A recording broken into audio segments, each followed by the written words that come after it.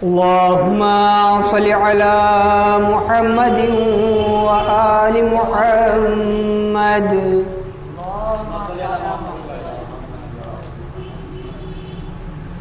أعوذ بالله من الشيطان اللعين الرجيم. بسم الله الرحمن الرحيم.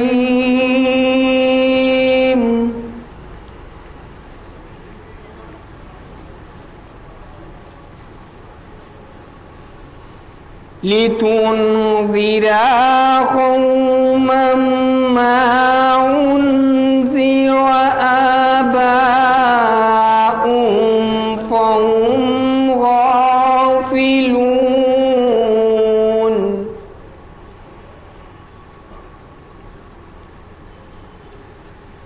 فهم غافلون. لقد حق القول على أكثرهم فهم لا يؤمنون.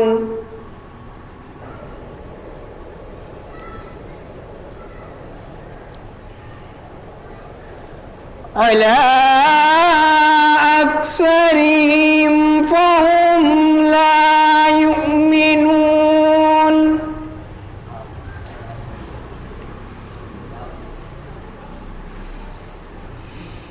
إنا جعلنا في أعناقهم أغلالا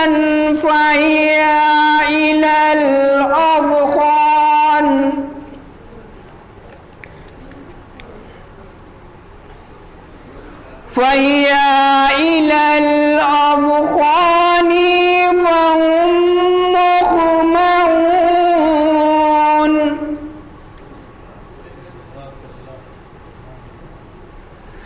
وجعلنا من بين أيديهم سدا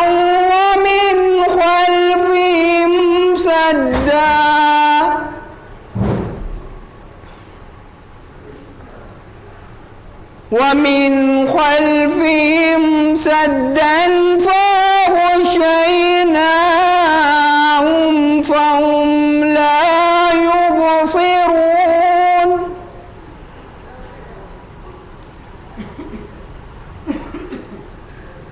وسواء عليهم أأنذرتهم أم لم تنذرهم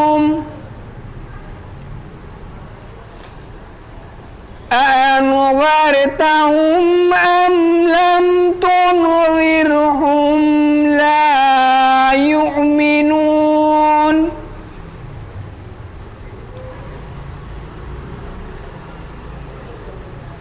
إنما تنذر من اتبع الذكرى وخشي الرحمن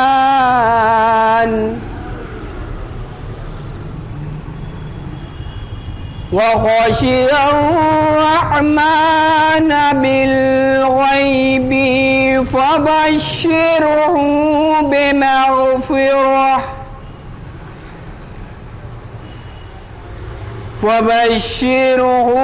بمغفرة وأجر كريم.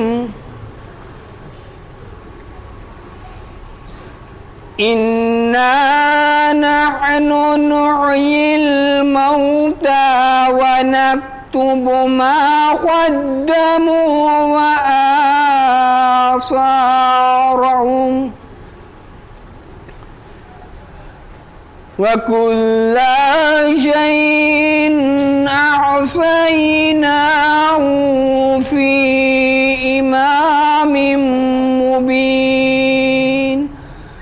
صدق الله العلي العظيم وصدق رسوله النبي الكريم اللهم صل على محمد وآل محمد.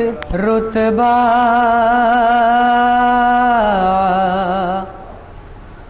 علی اکبر کا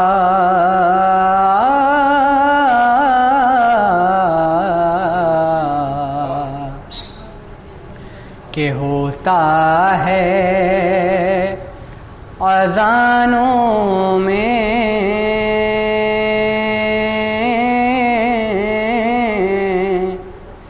چرچا علی اکبر کا کہ ہوتا ہے اذانوں میں چرچا علی اکبر کا کس بات سے ظاہر ہے رتبہ علی اکبر کا کس بات سے ظاہر ہے رتبہ علی اکبر کا. شعر سماعت فرمائیں کہ اے ہوئی تیری قسمت کا کیا چمکا ستارہ ہے کہ اے ہوئی تیری قسمت کا کیا چمکا ستارہ ہے کیا صبح کو دیکھا تھا چہرہ علی اکبر کا کیا صبح کو دیکھا تھا چہرہ علی اکبر کا. یہ بھی شعر سمجھ پاؤں کہ اس ماں کا مقدر بھی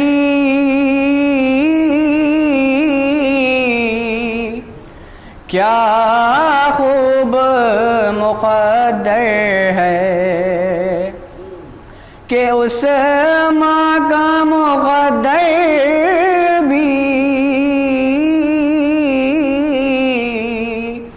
کیا خوب مقدر ہے کہ جس ماں کو بھی مل جائے صدقہ علی اکبر کا کہ جس ماں کو بھی مل جائے صدقہ علی اکبر کا. سلوات بھیجیں آپ حضرات. کہ پوچھا گیا یوسف سے جب حسن کے بارے میں کہ پوچھا گیا یوسف سے جب حسن کے بارے میں کہنے لگے یہ تو ہے صدقہ علی اکبر کا کہنے لگے یہ تو ہے صدقہ علی اکبر کا. آخری شعر سماعت فرمائیں.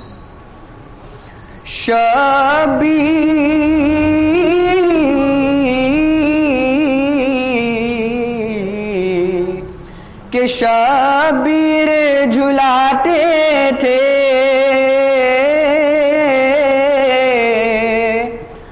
عباس کے جھولے کو. شعر سماعت فرمائیں.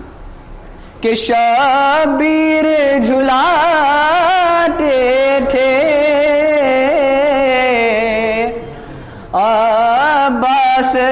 کے جھولے کو عباس جھلاتے ہیں، جھولا علی اکبر کا کہ عباس جھلاتے ہیں، جھولا علی اکبر کا کس بات سے ظاہر ہے چرچا علی اکبر۔ ایک شخص نے سوال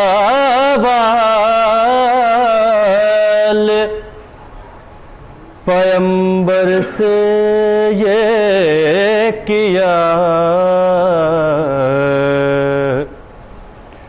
ایک شخص نے سوال پیغمبر سے یہ کیا، یا مصطفیٰ بتائیے شکل خدا ہے کیا، تب منتظر وہی کے ہوئے فخر انبیاء، تب منتظر وہی کے ہوئے فخر انبیاء، ناگہاں جبرائیل نے آ کر دی یہ صدا، دکھلا دو حق کے شیر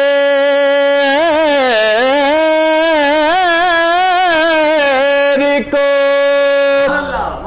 دکھلا دو حق کے شیر کو، اور کہہ دو دکھلا دو حق کے شیر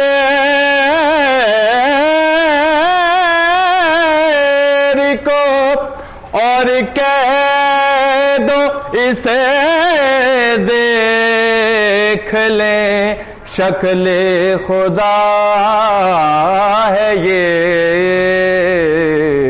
ایک شخص نے سوال۔ صلوات پڑھیں حضرات۔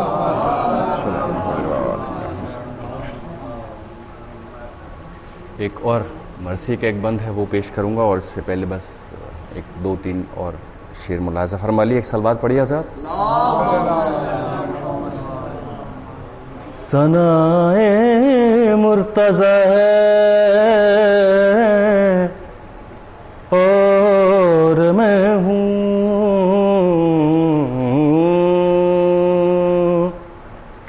ثنائے مرتضی ہے اور میں ہوں، یہی ایک مشغلہ ہے اور میں ہوں، فرشتوں قبر میں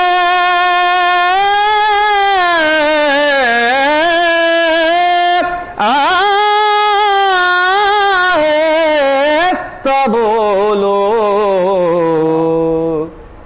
یہاں مشکل کشا ہے اور میں ہوں، ثنائے مرتضی ہے اور میں ہوں، نبی کہتے تھے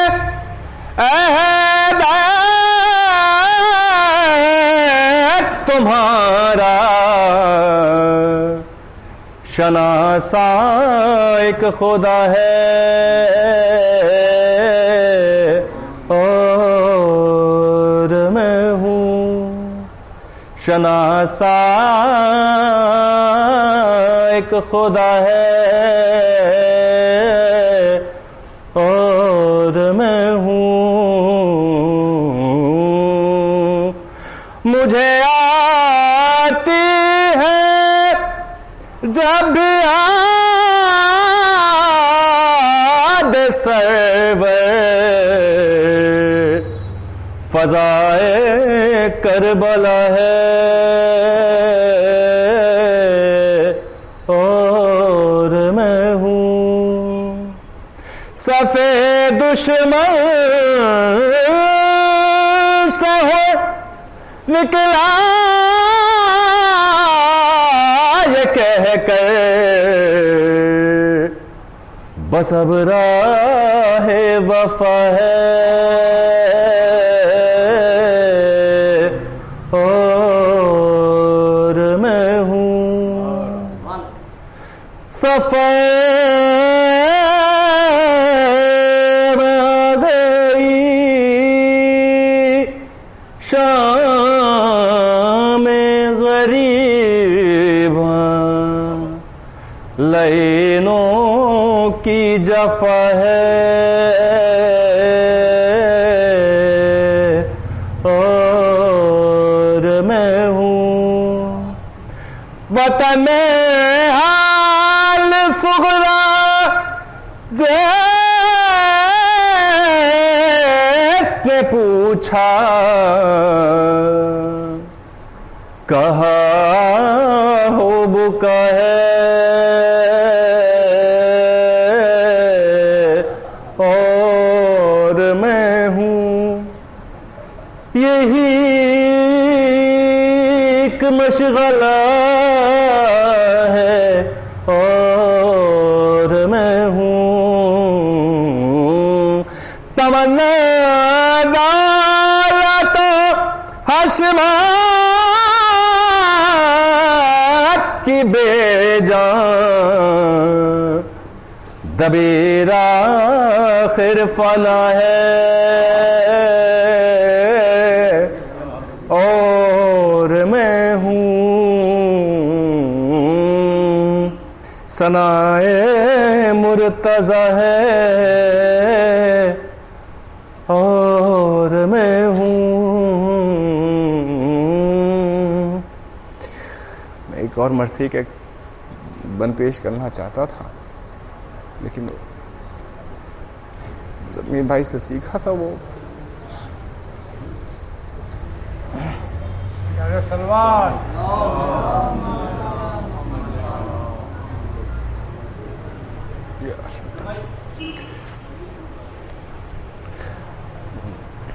पढ़ दूँ एक बन से सीखा था मैं, मरहम सब इजाज़त है, मुश्किल है।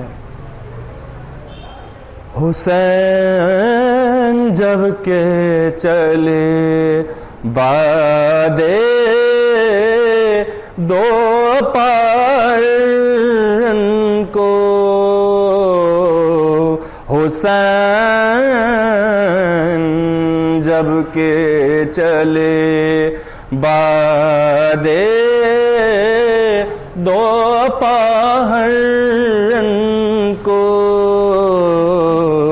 ना था कोई के जो था में रकाबे तौसन को, सकीना झाड़ रही थी आबा के दामन को, हुसैन चुप के खड़े थे झुकाए गर्दन को,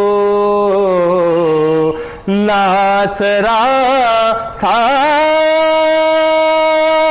कोई शाह करबला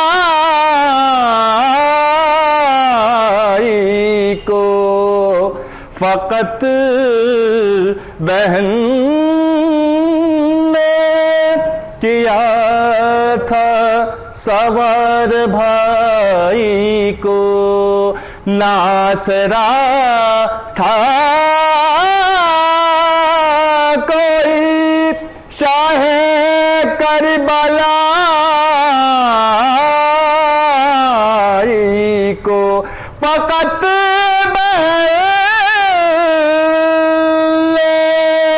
किया था सवार भाई को हुसैन जब के चले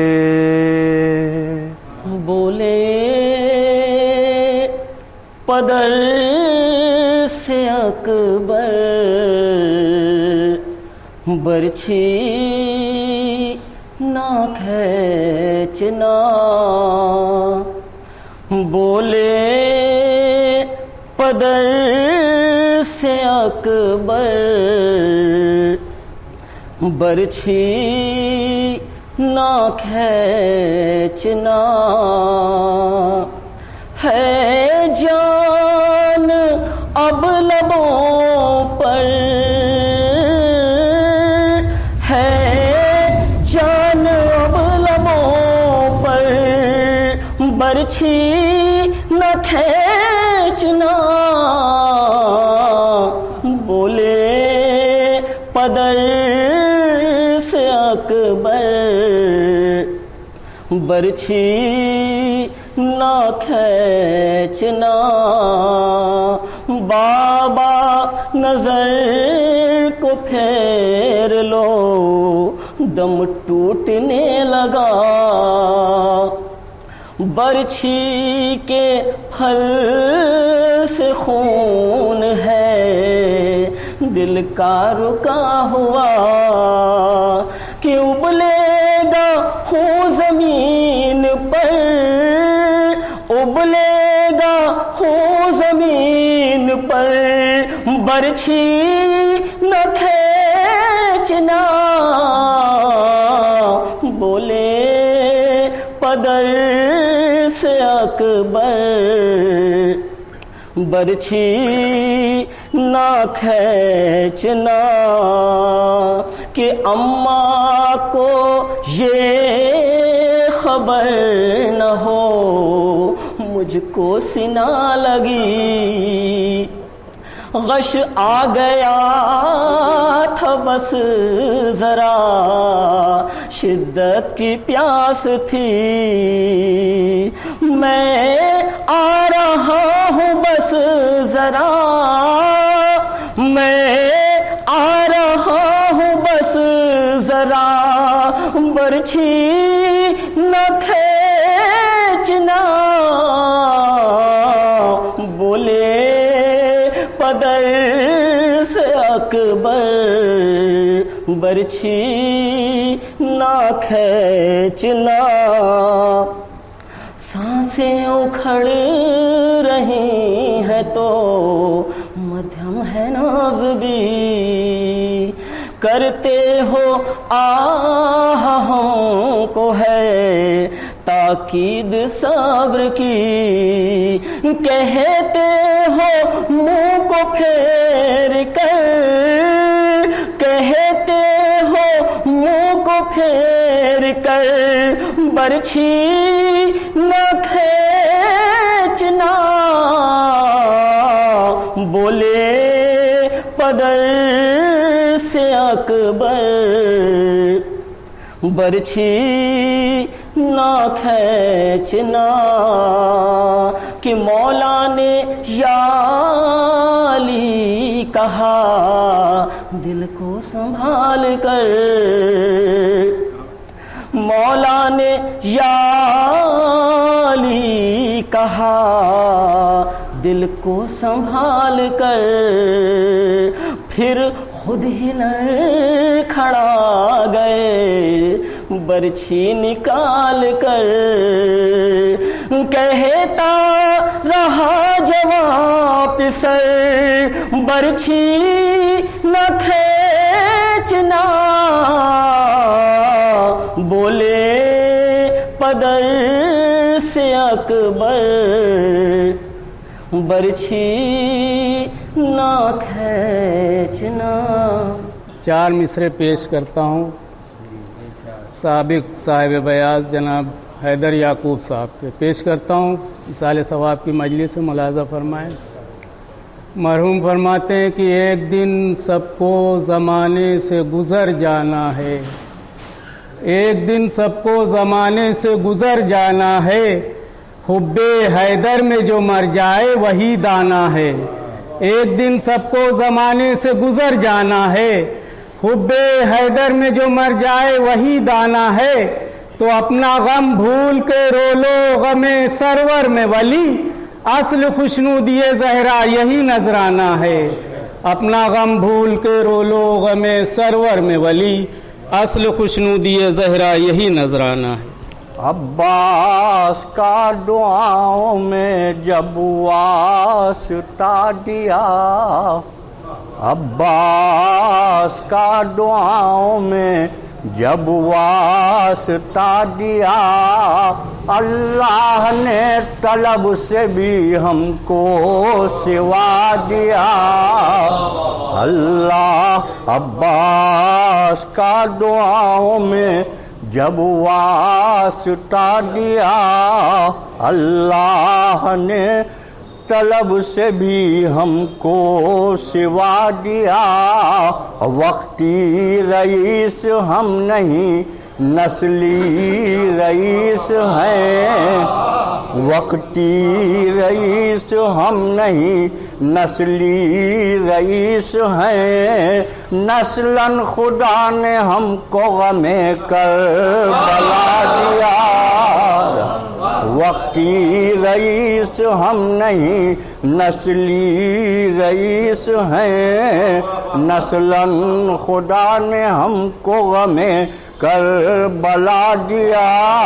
اور کس خاندان سے ہیں بتانا نہیں پڑا.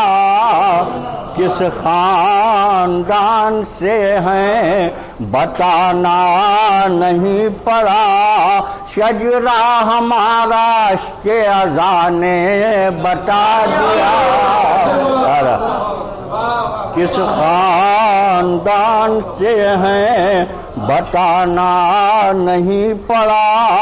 شجرہ ہمارا اشک اذاں نے بتا دیا. اور شمع عزائے حضرت شبیر زندہ باد. تو نے ہر ایک چراغ ہوا کا بجھا دیا. شمع عزائے حضرت شبیر زندہ باد. تو نے ہر ایک چراغ ہوا کا بجھا دیا.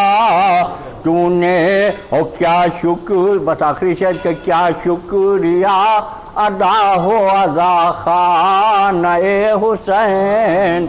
کیا شکریہ ادا ہو عزا خانہ حسین. ہم مفلسوں کے گھر کو بھی جنت بنا دیا.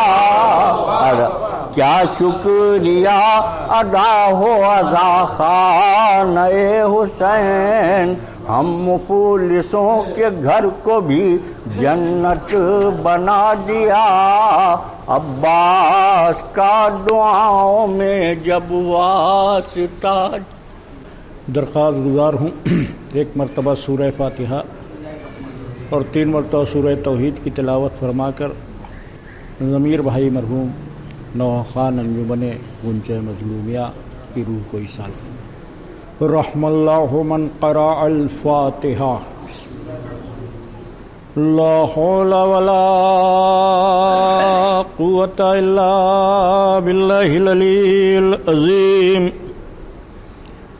اعوذ باللہ السمیع العلیم من الشیطان اللعین الرجیم. بسم اللہ الرحمن الرحیم. الحمد للہ رب العالمین والصلاة والسلام علی اشرف الانبیاء والمرسلین سیدنا و نبینا و شفیعنا و مولانا و مقتدعنا القاسم محمد صلی اللہ علیہ وآلہ وسلم وآلہ الطیبین الطاہرین المعصومین الغر المیامین ولعنۃ اللہ علی اعدائہم ومنکری فضائلہم ومصائبہم وغاصبی حقوقہم اجمعین من لیلنا ھذہ الی قیام یوم الدین. بسم اللہ الرحمن الرحیم. رب اشرح لی صدری ویسر لی امری واحلل عقدۃ من لسانی یفقہوا قولی. اما بعد فقد قال اللہ سبحانہ تبارک و تعالی فی کتابہ المبین وهو أصدق الصادقين وقوله الحق. بسم الله الرحمن الرحيم. يا أيتها النفس المطمئنة ارجعي إلى ربك راضية مرضية وادخلي في عبادي وادخلي جنتي. صلوات بيت محمد.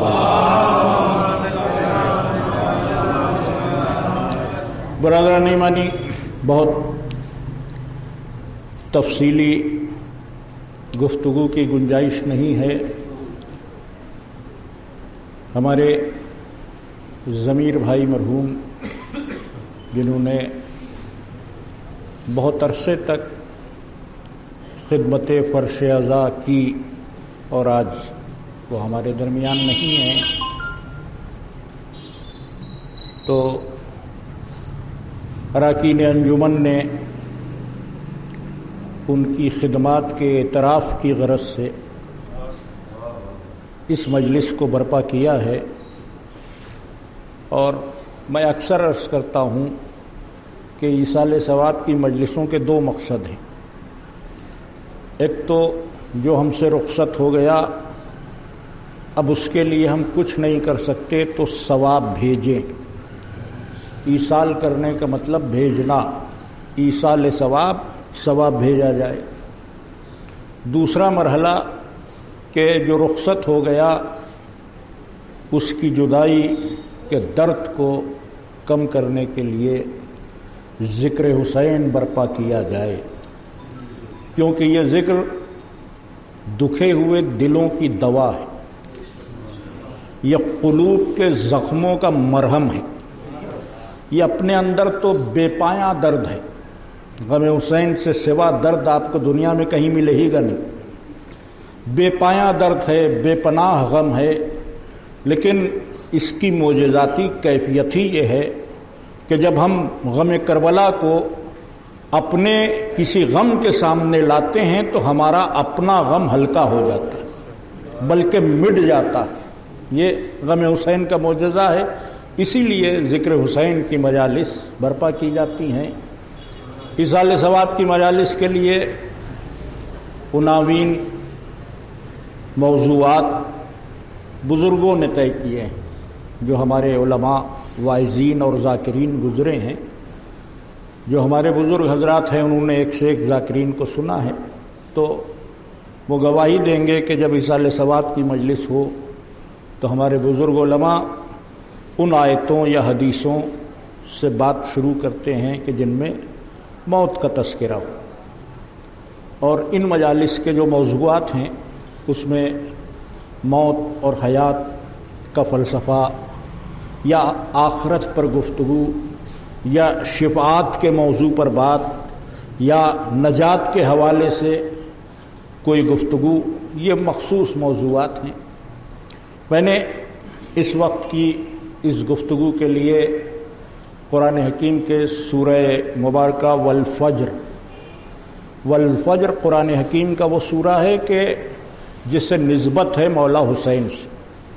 مولا حسین کا سورہ ہے. اس کی ابتدائی قسم سے والفجر ولیال والشفع، صبح کی قسم، اور پھر اس کے بعد 10 راتوں کی قسم. تو اگر ہم صبح کی قسم اور 10 راتوں کی قسم کو غور کریں تو ہمیں وہ 10 راتیں اور وہ صبح کہ جو خالق کی نگاہ میں قسم کے لائق بن جائے علاوہ محرم کے نظر ہی نہیں آتی. یا تو محرم کی 10 راتیں ہیں یا عاشور کا سویرا ہے جو اس لائق ہے کہ وہ معبود بھی قسم کھائے. شاید اسی لیے اس کو مولا حسین کا سورہ کہتے ہیں. اسی سورہ مبارکہ کی آخری 4 آیتیں ہیں میں نے جن کی تلاوت کا شرف حاصل کیا ہے. یا ایتھا النفس المطمئنہ ارجعی، اے نفس مطمئن، اے اطمینان والے نفس، ارجعی پلٹا، الی ربک، اپنے رب کی طرف. ایک کیفیت بیان ہوئی کہ خالق نے صدا دی اپنے ایک بندے کو، تو اس بندے کو جو پکارا تو نفس مطمئن کے نام سے پکارا. اس بندے کو جو صدا دی کس نام سے صدا دی؟ نفس مطمئن. پلٹا اپنے رب کی طرف. اور جو پلٹنے کی شان بیان کی وہ بھی واحد ہے. بندگی کی کائنات میں وہ اکیلی شان ہے. راضیتم مرضیہ. پلٹا اس لیے پلٹا کہ تو اپنے رب سے راضی ہے، رب تجھ سے راضی ہے. ایسے کو بلایا گیا کہ تو اپنے رب سے راضی ہے، رب تجھ سے راضی. فادخلی فی عبادی، میرے خاص بندوں میں شامل ہو جا. وادخلی جنتی، میری جنت میں داخل ہو جا. یہ 4 آیتیں ہیں. میں تفاسیر کے جھگڑے میں نہیں پڑھتا. سب سے بنیادی مرحلہ جس کو اللہ نے خطاب کیا وہ نفس مطمئن ہے، اطمینان والا نفس. میں نے کسی مجلس میں عرض کیا ہے کہ قرآن حکیم نے جب موت کی گفتگو کی ہے تو نفس کے حوالے سے کی.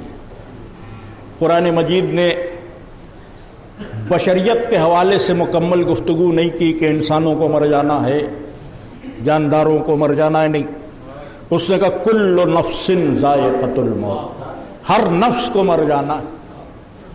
اور انسان خالی نفس نہیں. جب انسان اس دنیا میں قدم رکھتا ہے تو کم سے کم 2 چیزیں اس کے ساتھ. جسم ہے اور جسم کی زندگی کی ضامن روح ہے. یہ 2 چیزیں ہیں جسے ہم لے کے پیدا ہوتے ہیں. روح دکھائی نہیں دیتی. روح کی شکل و شباہت کیا ہے ہمیں نہیں معلوم. روح کا قد و قامت کیا ہے ہمیں نہیں معلوم. روح کے بارے میں ہم کچھ جانتے نہیں، بس یہ جانتے ہیں کہ روح ہے. اور دنیا کا ہر انسان جانتا، اس لیے کہ اگر روح نہ ہو تو بدن زندہ نہیں. کیونکہ ہمارے مشاہدے میں ہے بدن زندہ ہے تو متحرک ہے، اور اگر زندہ نہیں ہے تو پھر وہ بدن غیر متحرک ہو گیا. اب نہ ہاتھ ہیں نہ پیر ہیں، سب ہوتے ہوئے بھی حرکت نہیں. زبان ہے، گفتگو نہیں ہے. آنکھیں ہیں، بینائی نہیں. تو یہ تمام اعضاء و جوارے جن میں حرکت تھی، جن میں ورکنگ کیپیسٹی تھی، ان سب کو روح کی وجہ سے زندگی تھی. روح نکل گئی، زندگی ختم ہو گئی. تو 2 چیزیں ہمارے ساتھ ہیں، ایک جسم ہے، ایک روح ہے. اور اگر آپ غور کریں تو جسم دکھائی دیتا ہے، روح دکھائی نہیں دیتی. روح کے بارے میں ہم کچھ جانتے ہی نہیں. جب اللہ کے رسول سے پوچھا گیا کہ روح کیا ہے تو اللہ نے اپنے رسول سے کہا کہ میرے حبیب ان سے کہہ دیے کہ روح بس امر خدا، اس سے زیادہ نہیں. تو روح کا علم ہی نہیں دیا گیا. تو جب روح کا علم نہیں دیا گیا تو ہمارے یہاں روح کے ماہرین بھی نہیں. جسم کا علم دیا گیا تو جسم کے ماہرین ہیں. بھئی یہ آنکھ کے ماہر ہیں، یہ دل کے ماہر ہیں، یہ ہڈیوں کے ماہر ہیں، یہ اس کا علاج کرتے ہیں. تمام طبیب، تمام ڈاکٹر جسم پر گفتگو کرتے ہیں، روح پر کوئی گفتگو نہیں کرتا، اس لیے کہ پتہ ہی نہیں روح کیا ہے. اب وہ اخباروں کے ان اشتہار پہ نہ جائیے جہاں لکھا ہوتا ہے روحانی ڈاکٹر. ہاں، وہ جو اشتہارات آتے ہیں کہ روحانی ڈاکٹر ہیں اور ایک تعویذ میں آپ کو کروڑپتی بنا دیں گے، تو شیطانی ڈاکٹر تو ہوتے ہیں، روحانی ڈاکٹر نہیں ہوتے. روحانی طبیب سوائے اہل بیت کے کوئی نہیں ہے. ایک صلوات بھیجو محمد والے محمد کا.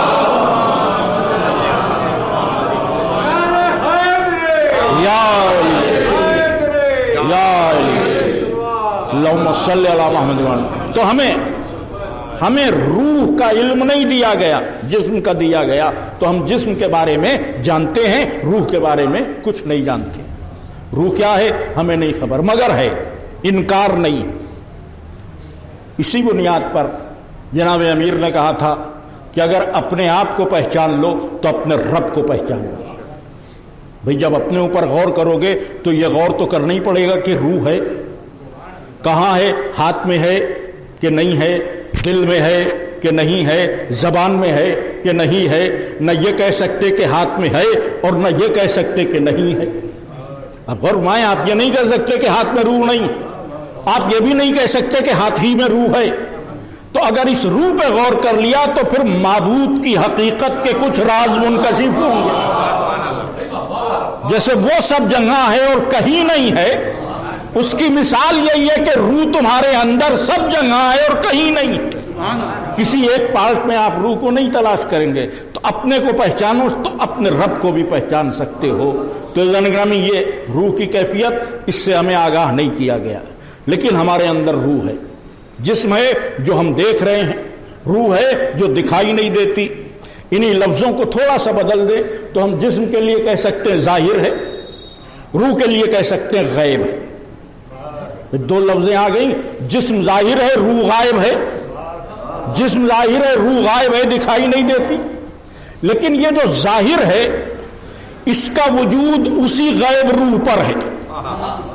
अगर गायब रूह ना हो तो इस जाहिर की जिंदगी मुमकिन ही नहीं है।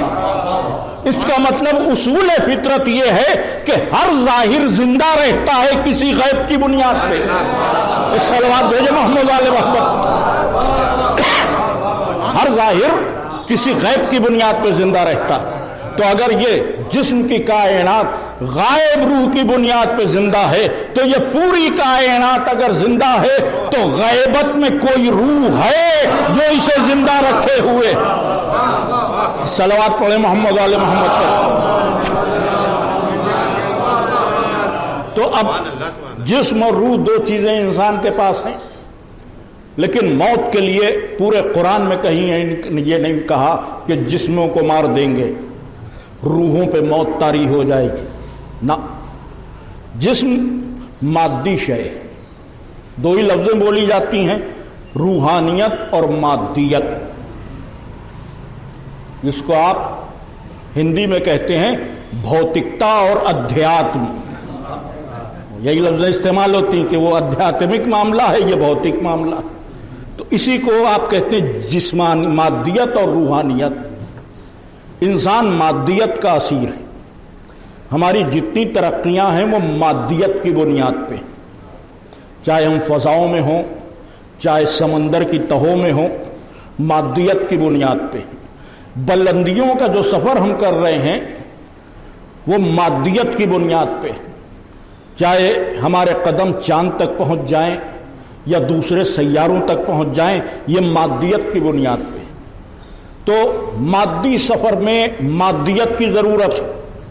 लेकिन जब रूहानियत का सफ़र शुरू होता है तो वो मादियत से आ रही है, फिर वो सफ़र काबा कौसैन व अदना की मंजिलों तक पहुंच जाता है। मादियत को जहां तक रास्ता तय करने में सदियों का वक्त लगता है, सदियों का वक्त, रूहानियत को उस रास्ते को तय करने में लम्हों का वक्त लगता है। सदियों और लम्हों का फर्क है मादियत और रूहानियत में। बहरहाल ये मौजू नहीं है इस वक्त कि मैं गुफ्तगू करूं मादियत और रूहानियत में क्या फ़र्क है। मुझे तो ये अर्ज़ करना है कि जिस्म मादा, मैटर, और रूह अम्र खुदा है। इन दोनों ने एक इंसानी जिंदगी को वजूद दिया है। इस जिस्म के अंदर एक रूह को मुस्तक़र किया गया, इस जिस्म के अंदर। तो रूह अलग दुनिया है, मादा अलग दुनिया है। मादा साफिल दुनिया के अज्जा का नाम है और रूह आली दुनिया के अज्जा की कैफियत है। तो मादा सिफली है और वो उलवी है। मादा सिफली है और वो उलवी है। मादे का ताल्लुक दुनियाए साफिल से, दुनियाए दनी से। روح کا تعلق عالم روحانیت سے، وہ بلندی کا معاملہ۔ اب وہ بلندی کی روح اس پستی کے مادے میں آ کر ٹکتی ہے حکم رب سے۔ تو جب کوئی دو چیز ایک جگہ اکٹھا کی جائے گی اور یہ چاہا جائے گا کہ دونوں چیزیں مستحکم ہو جائیں، تو ان کو جوڑنے کے لیے کوئی تیسری چیز چاہیے۔ بہت توجہ، ان کو جوڑنے کے لیے کوئی تیسری چیز چاہیے۔ مثلا یہ دروازے لگے ہیں، یہ دیوار میں لگے ہیں، دروازہ لکڑی کا ہے، دیوار اینٹیں پتھر کی ہے، تو دونوں کی دنیا الگ ہے نا۔ پتھر کی کائنات اور ہے، لکڑی کے معاملات اور ہے۔ اب یہ پتھر اور لکڑی کا جوڑ سلامت رہے تو اس کے لیے آپ کو کچھ کیل، کچھ کانٹے، کچھ ایسی چیزیں کہ یہ اس کو مستحکم رکھیں۔ اگر یہ جو کھڑکی اور یہ جو دروازہ ہے یہ ایسے ہی دیوار میں آپ فٹ کر دے تو ہوا کا جھونکا اسے گرا دے گا، جب تک اس کو جوڑنے کا کوئی سامان نہ کریں گے۔ تو اسی طرح مادے اور روح کو جوڑنے کے لیے جو شے ہے اسے نفس کہتے ہیں۔ ایک جسم کے اندر نفس کا کام یہ ہے کہ یہ روح اور مادے کے رشتوں کو جوڑے رکھتا ہے، استحکام بخشتا ہے۔ یہ روح اور مادے کے رشتوں کو استحکام بخشتا ہے، جسے نفس کہتے ہیں۔ اب یہ نفس کا جوڑ جب تک باقی رہتا ہے زندگی رہتی ہے، جیسے ہی یہ جوڑ کھل گیا زندگی ختم ہو گئی۔ جسم مادہ ہے، خاک میں مل گیا، روح امر خدا ہے، عالم بالا پہ چلی گئی۔ نہ موت جسم کو آئی نہ موت مادے کو آئی۔ تبھی قرآن نے کہا کل نفس ذائقۃ الموت، ہر نفس کو موت کا مزہ چکھنا ہے۔ ایک صلوات پڑھے محمد علیہ محمد۔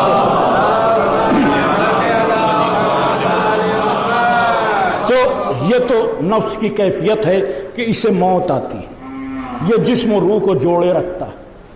اور یہی وہ ہے کہ جو ہماری زندگیوں میں خواہشیں پیدا کر۔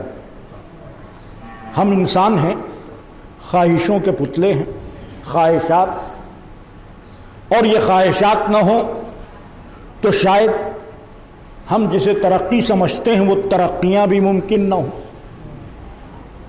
جب پیدا ہوئے تو بھی کچھ خواہشیں تھیں، کسی کا کھلونا دیکھ کے خواہش پیدا ہوئی کہ ہمارے پاس بھی ہو، وہ اس عمر کی باتیں تھیں۔ کسی کا اچھا لباس دیکھا، ہم کہہ رہے ہیں ہمیں بھی ایسا چاہیے۔ جیسے جیسے بڑھتے چلے گئے خواہشوں کا دائرہ بدلتا رہا مگر خواہشیں ختم نہیں ہوئی۔ بچپن کی خواہشیں اور تھیں، جوانی کی خواہشیں اور ہوئیں، بڑھاپے کی خواہشیں اور ہوئیں۔ ہم اسی خواہشوں میں جیتے رہے اور انہی خواہشوں نے ہم کو ابھارا کہ ہم کچھ کریں۔ اگر خواہش نہ ہوتی تو کیا ہم آپ کچھ کر سکتے؟ چھوٹے سے گھر میں رہتے تھے، خواہش ہوئی کہ بڑا گھر ہو، تو یوں ہی تو ہو نہیں جائے گا، کچھ کرنا پڑے گا نا۔ ہم نے محنت کی، مشقت کی اپنی اس خواہش کی تکمیل کے لیے۔ بڑا گھر ہو گیا تو کوئی دوسری خواہش پیدا ہوئی کہ یہ ہو جائے۔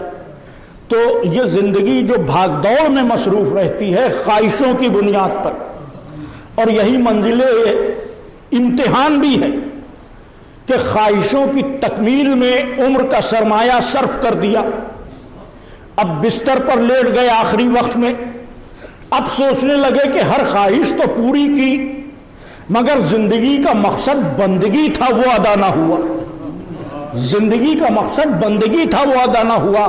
تو جب نفس خواہشات کے جال میں الجھا لیتا ہے تو کبھی کبھی انسان بندگی کے مقصد سے ہٹ جاتا ہے۔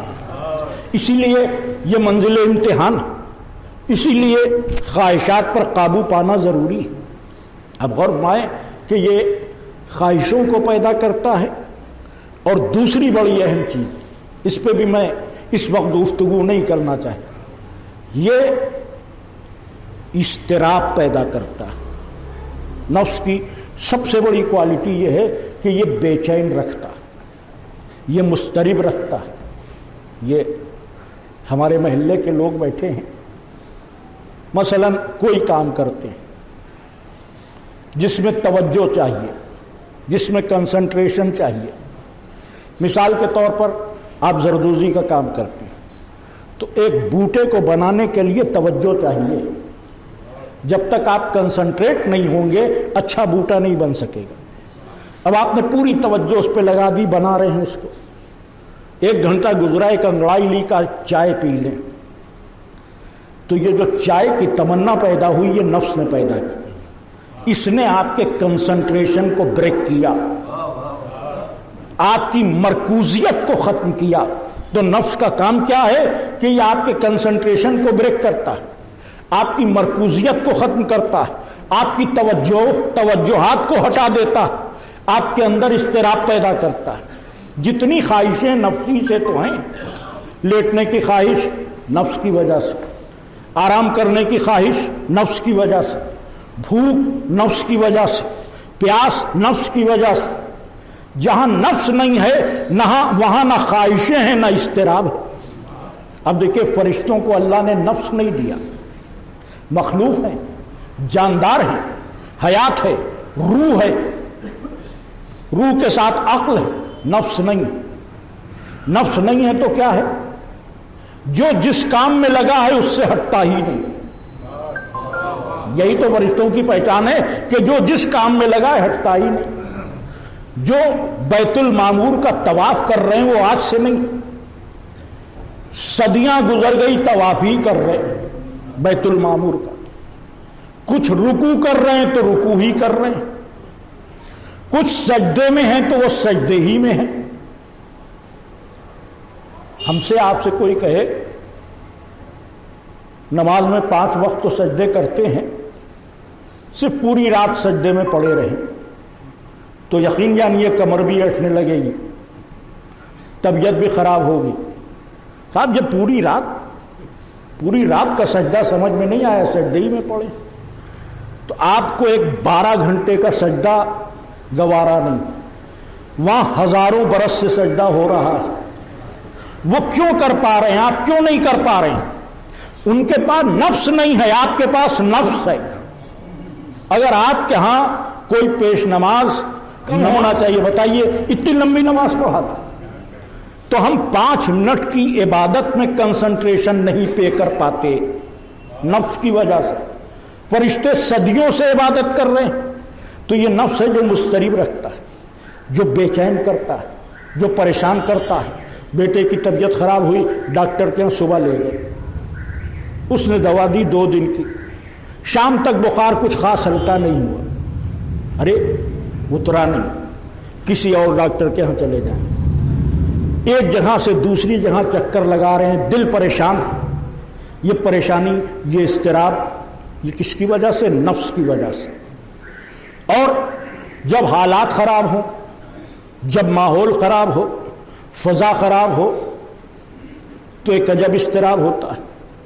جھگڑا ہو گیا, اپنے گھر کی حفاظت, کھانے پینے کا سامان رکھ لو, کرفیو لگ جائے گا, کیا کریں, جتنا ہو سکے جمع کر لو.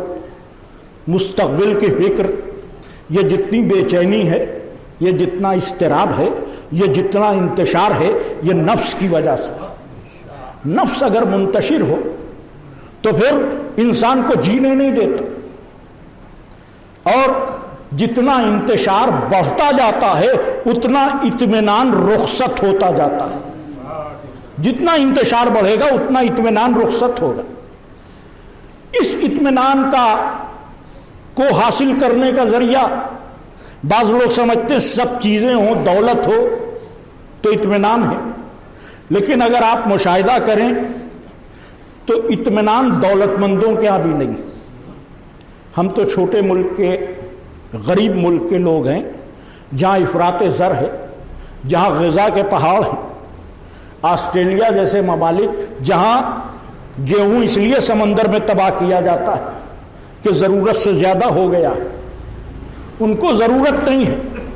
غریب دنیا کو وہ دیں گے تو مارکیٹ کے ریٹ پہ اثر پڑے گا, تو وہ سمندر میں ڈمپ کر دیتے اپنے مارکیٹ کے ریٹ کو بچانے کے لیے. غریبوں کے دہن تک وہ گیہوں نہ جائے. اس قدر دولت, مگر اطمینان وہاں بھی نہیں. اطمینان یورپ کے بڑے بڑے ملکوں میں نہیں, پوری دنیا میں کہیں اطمینان نہیں. انتشار ہی انتشار. جتنی ترقیاں بڑھتی جا رہی ہیں اتنا انتشار بڑھتا جا رہا. اگر آپ غور کریں تو ساری ترقیوں کی بنیاد علم سائنس، اس کا مقصد یہ تھا کہ انسانیت کو اطمینان دیا جائے، مطمئن کیا جائے. یہی مقصد تھا سائنس کی تخلیق کا، اس کے آگے بڑھنے کا. کام تو بہت کیے، اس کی افادیت سے انکار نہیں. بہت سے مسئلوں کو آسان کر دیا. دور دراز کہیں وبائی مرض یا باڑھ یا کوئی اس قسم کی ناگہانی آفات ارضی و سماوی کے پیدا ہونے پر آپ مدد پہنچا سکتے ہیں. دریا میں گھرے ہوئے لوگوں تک کھانے کے پیکٹ پھینک سکتے ہیں. یہ جو ترقی کی آپ نے سائنس کی بنیاد پر کی. بہت سے مہلک امراض دوا ایجاد ہو گئی. یہ سب اپنی جگہ، لیکن مقصد تھا انسانیت کو اطمینان دینا. اس مقصد میں سائنس ناکام، اس لیے کہ جس سائنس نے اتنی ترقی دی اسی نے دنیا کو بارود کا ڈھیر بھی بنا دیا. انتشار اتنا ہے کہ ایک بٹن دبانے کی دیر ہے، پوری دنیا میں ایٹم بم اور ہائیڈروجن بم تباہی مچا دیں گے. 2/3 دنیا تو چند لمحوں میں صاف ہو جائے گی. یہ انتشار ہے. اب اس انتشار کو اطمینان میں بدلنے کے لیے سائنس ناکام ہو گئی تو سیاست نے کہا کہ ہم ماحول کو اعتدال پہ لائیں گے. اب غور کیجئے کہ جنگوں کے ہولناکیاں، انتشار، اضطراب ہم مٹا دیں گے. اور آپ کے سامنے مثال ہے، پوری دنیا دوسری جنگ عظیم میں انوالو ہوئی، لڑ رہی تھی. 1945 میں جنگ کا خاتمہ ہوا تو سیاست نے قدم اٹھایا پوری دنیا کے ممالک کو جمع کیا جائے اور اقوام متحدہ کی بنیاد ڈالی جائے، جس کو آپ یو این او کہتے ہیں. یو این او کا کیا مقصد تھا کہ دنیا کے ممالک اطمینان سے رہیں، انتشار سے نہ رہیں. یو این او کی کارگزاری کیا ہے وہ آپ کے سامنے، اس پہ گفتگو کرنے کی ضرورت ہی نہیں. جتنا سیاست فائدہ پہنچاتی اس سے زیادہ اس کی نحوستوں کے ہم شکار ہو گئے. سیاست کی نحوستوں کے شکار ہو گئے، چاہے ہمارا ملک ہو چاہے پوری دنیا ہو. ہر جگہ سیاست کی نحوست ایسی ہے کہ جو آدمی کو آدمی کا دشمن بنائے دے رہی. یہ سیاست کی نحوست ہے نا. تو سائنس، سیاست سب اطمینان دینے میں ناکام ہے. آخری نمبر آتا ہے مذہب کا. اگر ہم مذہب کے سائے میں پناہ لے لیں تو شاید مطمئن زندگی گزاریں، مگر جب مذہب کی تاریخ پہ نظر ڈالتے ہیں تو اور خون آشام نظر آتی ہے. دنیا کے بڑے بڑے فساد مذہب کے نام پہ ہوئے. ان کا ہمارا مذہب اچھا ہے، انہوں نے کہا ہمارا مذہب اچھا ہے. انہوں نے اپنے مذہب کے لیے انسانوں کا خون بہایا، انہی نے اپنے مذہب کے لیے انسانوں کا خون بہایا. ماضی میں بھی یہی ہوا، آج بھی یہی ہو رہا ہے. اپنے مذہب کی سربلندی کے لیے انسانوں کو قتل کر دینے کی حماقت، جس نے مذہبوں کے چہرے کو مسخ کر دیا. کوئی مذہب ہو اس کا چہرہ مسخ ہو گیا. اب وہ الگ بات کہ وہ جو مذہب کے ٹھیکیدار ہیں ان کی غلطیاں، میں اس پہ نہیں جاتا ہوں. تو نہ سائنس، نہ سیاست، نہ مذہب کوئی انسان کو سکون نہیں دے رہا. سکون کے لیے بس ایک شے ہے جو مذہبوں کا متفقہ فیصلہ بھی ہے. ہر مذہب میں ایک شے ہے جس کو مذہب کی بنیاد کہا جاتا ہے. مثلا اسلام انہوں کا سلامتی کا مذہب ہے، محبت کا مذہب ہے. ہندوازم کا پریم اور بھائی چارے کا مذہب ہے. سکھ ان کے ہاں بھی محبت کی بات کی گئی. عیسائی مذہب ان کا محبتیں عام کرو. دنیا کا ہر مذہب اورلی یہ کہہ رہا ہے کہ محبت کا مذہب. اور مذہب کے ٹھیکیدار محبت بانٹنے کے بجائے نفرت بانٹ رہے ہیں۔ تو اگر واقعی آپ کو دنیا کو سکون دینا ہے تو محبتیں تقسیم کیجئے۔ جب محبتیں تقسیم ہوگی تو دنیا میں امن بھی ہوگا، اطمینان بھی ہوگا، سکون بھی ہوگا۔ بس اسی لیے پیغمبر اسلام نے اپنی پوری محنت کی اجرت اہل بیت کی محبت کو قرار دیا۔ پوری زندگی کی محنت، اس کی اجرت محبت اہل بیت۔ یہیں سے ہم اس نتیجے پہ پہنچتے ہیں کہ اگر دنیا محبت اہل بیت کے سائے میں آ جائے تو پھر اس میں اطمینان پیدا ہو جائے گا۔ عزیزان گرامی، آج بھی اطمینان مودت ہی کے زیر سایہ۔ اب غور کیجئے کہ یوں اطمینان نہیں، اطمینان کسے کہتے ہیں؟ سخت ترین حالات میں بھی اضطراب نہ ہو، یہی تو اطمینان ہے۔ کائنات عالم میں اور انسانی ذہن میں ہم آہنگی ہو، یہی تو اطمینان ہے، یہی تو ڈیفینیشن ہوگی۔ میں اس ڈیفینیشن میں بھی نہیں الجھنا چاہتا۔ انتشار پر قابو پا لینا اطمینان کی علامت ہے، انتشار پر قابو پا لینا۔ محبت وہ ہے کہ جو منتشر ذہنوں کو مطمئن بنا دیتی، مطمئن بنا دیتی، اور جو واقعی مودت کے زیر اثر ہے وہ اطمینان نفس کا پیکر ہوتا ہے، اطمینان نفس کا پیکر ہوتا ہے۔ میں مثال دے دوں اور یوں ہی مثال نہ دوں، گواہی کے ساتھ۔ میری گواہی کے لیے کوئی چھوٹی موٹی گواہی نہیں، خانہ کعبہ گواہ، کعبے سے بڑی تو کوئی گواہی نہیں ہو سکتی۔ خانہ کعبہ گواہ، ایسی جگہ کہ جہاں زبان نہ کھلے، ایسا خوف ہو، ایسی دہشت ہو، جہاں زبان نہ کھلے، جہاں نثر کا جملہ زبان سے ادا نہ ہو، وہاں شاعر مودت پورا قصیدہ سناتا، پورا قصیدہ سناتا۔ جہاں زبان کھلنے کی جا نہ ہو وہاں پورا قصیدہ سنا دینا، یہ اطمینان نفس کی دلیل ہے۔ اور یہ اطمینان نفس جو ملتا ہے وہ مودت سے ملتا۔ جان گرامی، خانہ کعبہ گواہ ہے۔ عربی زبان کا 110 برس کا شاعر فرزدق، 110 سال، جس کے لیے مشہور ہے کہ عربی زبان کا 1/3 حصہ فنا ہو جاتا اگر فرزدق کی شاعری نہ ہوتی۔ اور حشام ابن عبد الملک کے عہد میں حج کرنے آیا۔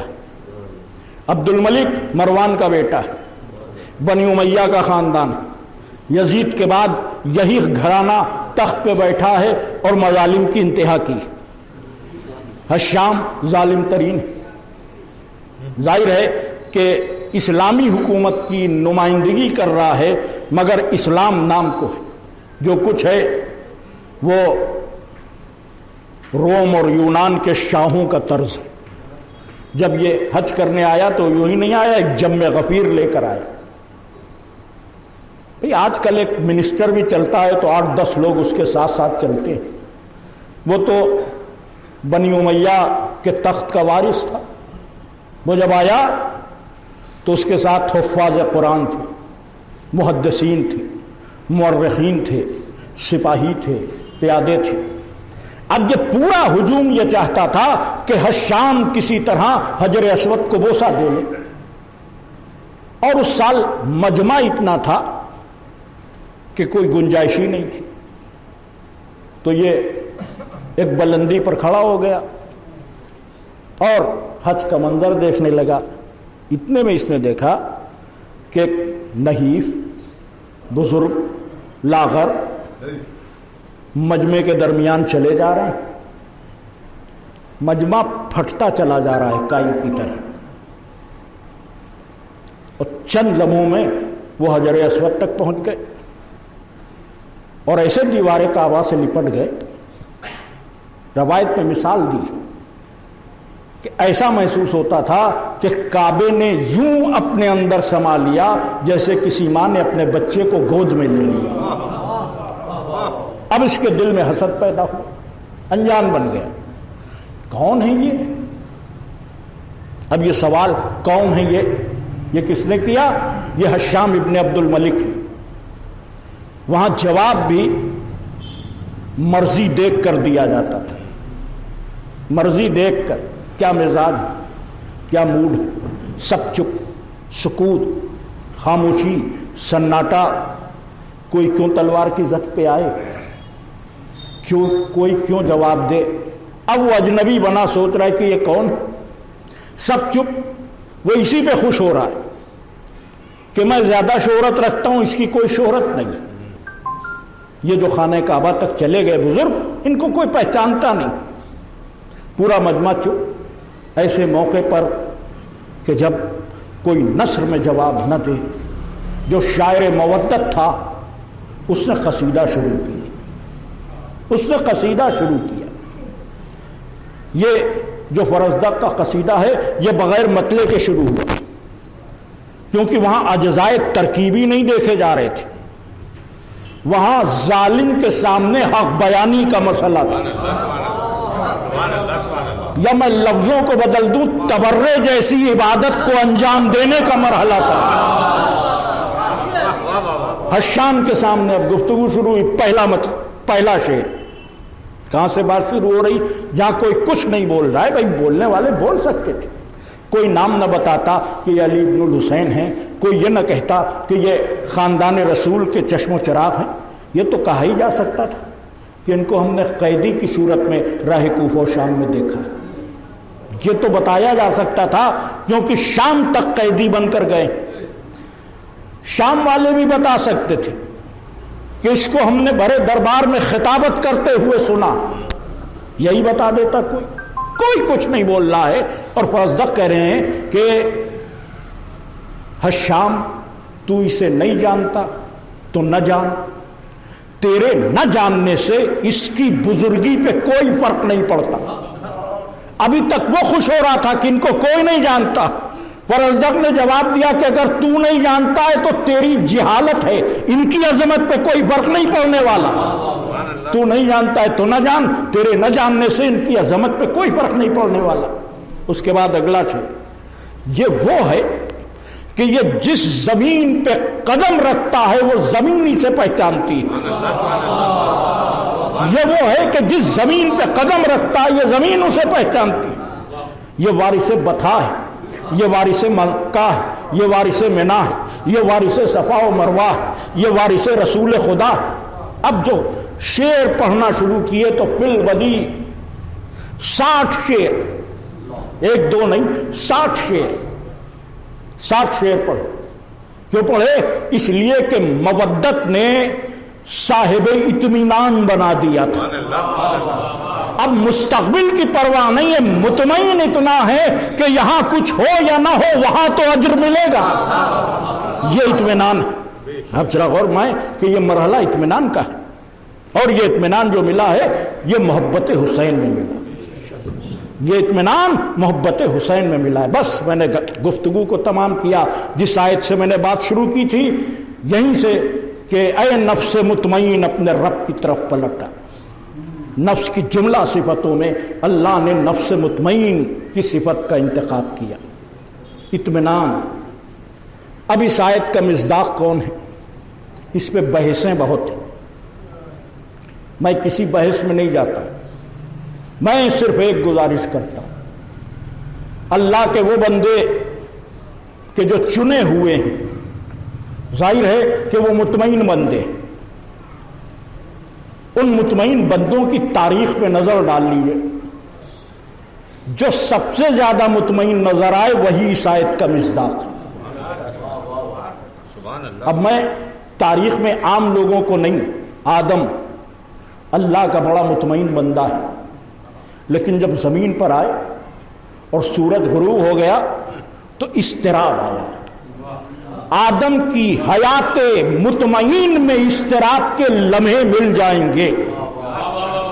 اضطراب کے لمحے مل جائیں گے، انتشار کے لمحے مل جائیں گے. نوح اللہ کے بڑے مطمئن بندے، لیکن جب کشتی بھور میں آئی تو مضطرب ہو گئے. ابراہیم اللہ کے بڑے مطمئن بندے، لیکن جب اسماعیل کے گلے پہ چھری پھیری تو آنکھوں پہ پٹی باندھ لی. یہ پٹی باندھنا اضطراب کی دلیل ہے. ایوب کے تو صبر کی مثال دی جاتی ہے، لیکن جب حرمت ناموس کی بات آئی تو ایوب کا صبر لرزہ براندام ہو گیا۔ اب غور کیجئے کہ ایک ایک نبی کی تاریخ دیکھتی ہے، سب کے کیا اطمینان ہے، مگر انتشار کے کچھ لمحے ملیں گے اور ان سب تاریخوں کے بعد کربلا آ جائیں گے جہاں انتشار کا ایک پل نہیں۔ بس یہیں سے گفتگو تمام ہو رہی۔ جس مرحوم کی مجلس ہے وہ اسی نفس مطمئن کا نوحہ خان تھا۔ خدا غریق رحمت کرے ضمیر بھائی کو، کروٹ کروٹ جنت نصیب کرے۔ شجاعت صاحب کا فون آیا کہ ضمیر بھائی کی مجلس ہے، تو ایک دھچکا سا لگا، کیونکہ ابھی پچھلے برس جب بمبئی میں زینبیہ کا اشرا پڑھ رہا تھا تو ملاقات ہوئی۔ اکثر وہاں دور رہتے تھے بھنڈی بازار سے، لیکن مجلس میں شرکت کرنے، اور پھر کوئی 8ویں ایسی نہیں کہ لکھنؤ نہ آ جائے۔ 8ویں ربیع الاول کو روضہ کاظمین میں نوحہ پڑھ رہے، وہ پختہ آواز آج بھی کانوں میں، نوحہ جب وہ پڑھتے تھے، خون میں ڈوبا جلتی زمین یا گونج رہی ہے یہ صدا یا حسین یا حسین، یہ سب وہ نوحے ہیں کہ جو اکثر وہ اکیلے پڑھتے تھے، اکیلے پڑھتے تھے۔ آج بھی کانوں میں وہ آوازیں، وہ صدائیں ہیں۔ ظاہر ہے کہ آج ہمارے درمیان نہیں، بہت دن انجمن کی خدمت کی ہے، نوحہ خوانی کی ہے، بلکہ انجمن کے بزرگ شاعر تھے انور رائے بریلوی مرحوم، تو ان سے بڑے خصوصی روابط تھے ضمیر بھائی۔ تو انور صاحب شاعر تھے، جو کہہ کے دے دیں، مگر اکثر ضمیر بھائی ان کو کبھی ردیفیں بتاتے تھے کہ اس پہ کہہ دیجیے، ایک ایک مصرع کے اس مصرے کے اعتبار سے کہہ دیجیے۔ اس اعتبار سے اپنے خصوصی تعلقات کی بنیاد پہ نوحے کہلواتے تھے اور پڑھتے تھے۔ بمبئی میں بھی جلوسوں میں ان کو پڑھتے ہوئے سنا تو ان کے گرد ہجوم دیکھا۔ مشہور نوحہ خانوں میں شمار۔ ایک بار کلکتے میں اشرا پڑھنے کا اتفاق ہوا، تو جب 8 مجلسیں پڑھ چکے تو 9ویں اور 10ویں مجلس سے پہلے ضمیر بھائی آ گئے۔ معلوم ہوا کہ میزبان نے جلوس جو اٹھتا ہے آخری مجلس کے بعد 10 سفر کو، اس میں نوحہ خوانی کے لیے خصوصی طور پر ضمیر بھائی کو بلایا تھا۔ ضمیر بھائی نوحہ پڑھنے وہاں بھی، تو پورے ہندوستان میں اپنی آواز سے انہوں نے خدمت عزا کی، اور ایک خاص بات یہ کہ ہر جگہ وہ غنچہ مظلومیہ کے ہی نوحے پڑھتے تھے۔ یہ بڑی خصوصی بات ہے، نہیں آپ کی انجمن کے نام کو جہاں جہاں گئے لے کر گئے، وہی نوحے اور فرمائشیں بھی ہوتی تھی کہ یہ والا پڑھ دیجیے، وہ والا پڑھ دیجیے۔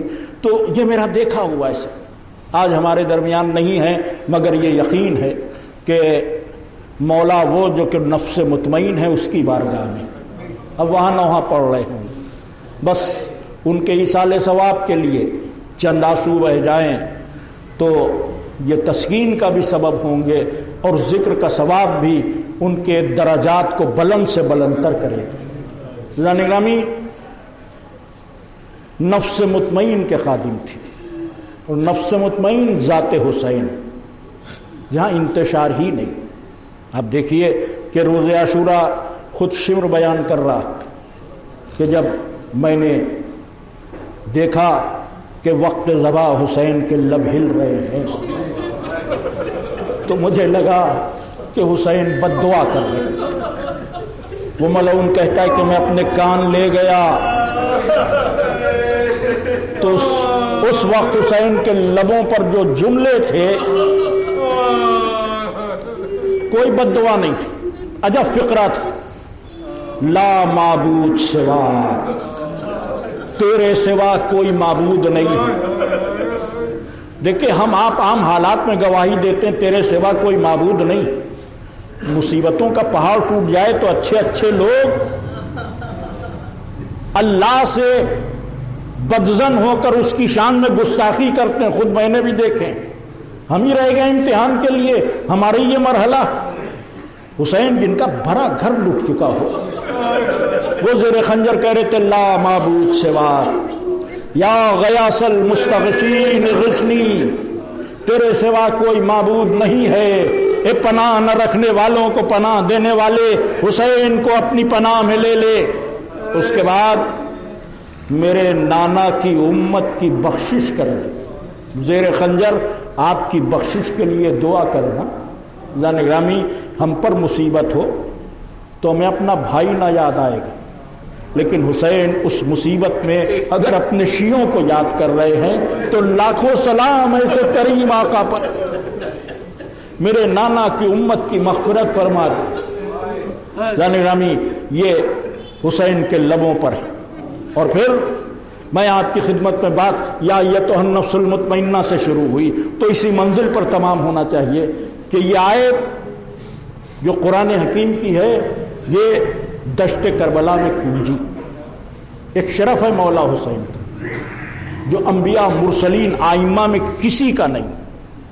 खुदा ना खास्ता मेरी औकात ही नहीं कि मैं किसी के मर्तबे को कम कहूँ, मगर एक शरफ हज़रत आदम से लेकर 11वें इमाम तक हमारे जितने इमाम इस दुनिया से रुखसत हुए हैं, सबकी कब्ज़ रूह के लिए मलकुल मौत आए, सबकी कब्ज़ रूह के लिए।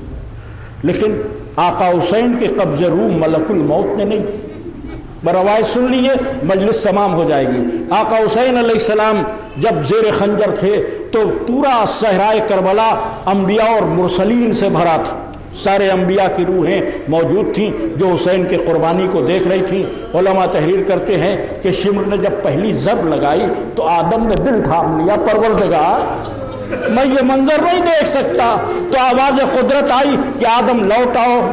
शिम्र ने दूसरी ज़ब लगाई तो नूह भी वापस चले गए। वो जिन्होंने बेटे के गले पर छुरी फेरी थी उन इब्राहिम ने भी कहा, परवरदिगार मैंने जब इस्माइल के गले पर छुरी फेरी तो मेरी आंखों पे पट्टी बंधी थी, मैं अपने लाल हुसैन को ज़िबा होते कैसे देखूं। रवायत में कि सारे नबी वापस चले गए। जब सारे नबी वापस चले गए तो खंजर के नीचे से एक आवाज़ आई। बड़ा दर्द है उस आवाज़ में। क्या आवाज़ आई?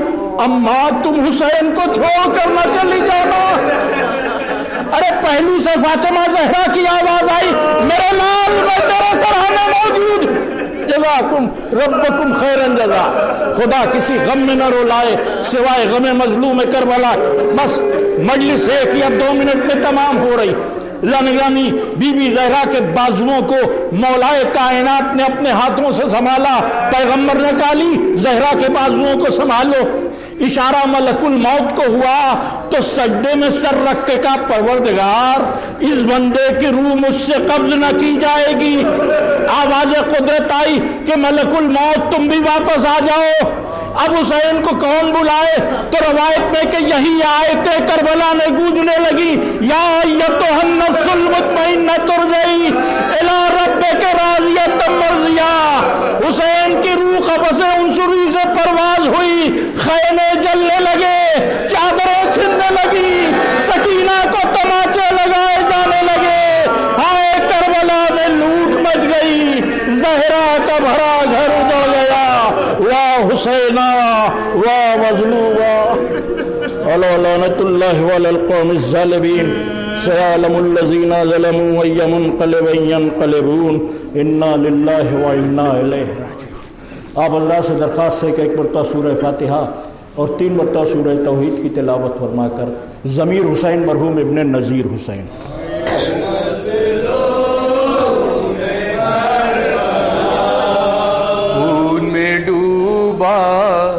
जलती ज़मी पर लाशाए सरवर पड़ा हुआ है, खून में डूबा जलती ज़मी पर लाशाए सरवर पड़ा हुआ है। डूबता सूरज चरखे बरी पर, डूबता सूरज चरखे बरी पर जाम लहू का बना हुआ है, खून में डूबा सरवर पड़ा हुआ है।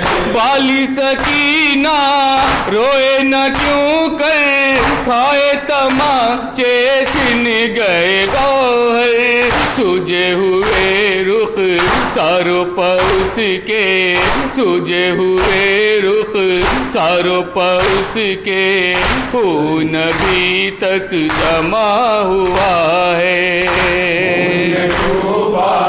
جلدی زمین پر لاشا سرور کھڑا ہوا ہے باقی ہے ایمان کی عزت قائم ہے ارکان شریعت انور خون شے کی بدولت انور خون شے کی بدولت دین پیغمبر بچا ہوا ہے جلتی زمین پر بشر سرور کھڑا ہوا ہے